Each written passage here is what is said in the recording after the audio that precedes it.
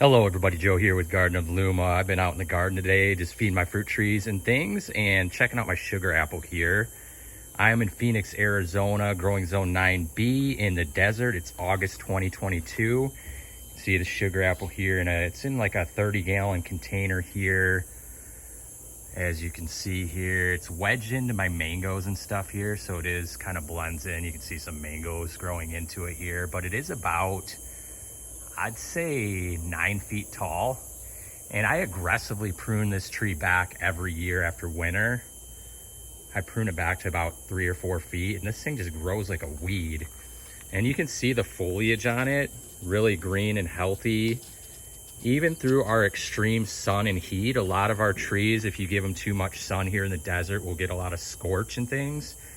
This doesn't seem to be affected quite as much as some of the other types of trees, which is a good thing. So you can give it a fair amount of sun. I wouldn't say just put it out in the middle of the yard in full sun all day, but it can handle quite a bit of sun. You can see a fruit set there. Looking pretty nice there. So I have had this tree, I planted it as a seed. I started it from seed back in 2017 from a fruit I ate.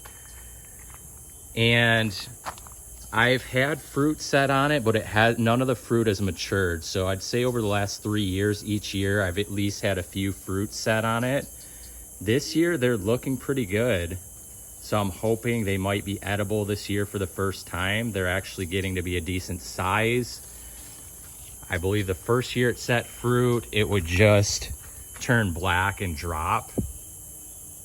And out of all my Annonas, I believe this is probably the best suited for our climate. You can see one next to this one. This is what they typically do for me, that black one there. They'd stay about that size and just turn black, and you can see it's just dropping off. So that's what I've had before in the past, but this year it looks like I might get some mature fruit to try.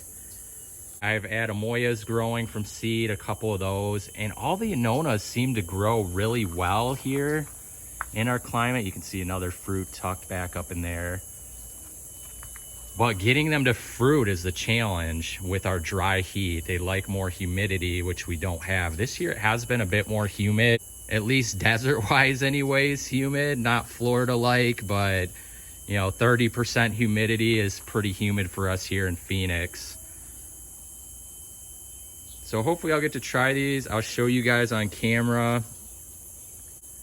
Again, sugar apple, I believe, is probably the best if you're wanting to experiment with Annonas here.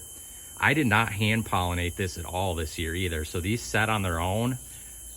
Typically, you know, with Annonas, you have to try to hand pollinate, and that's a bit of a process. And I just didn't get out here this year to do it, but these just set on their own, which is nice.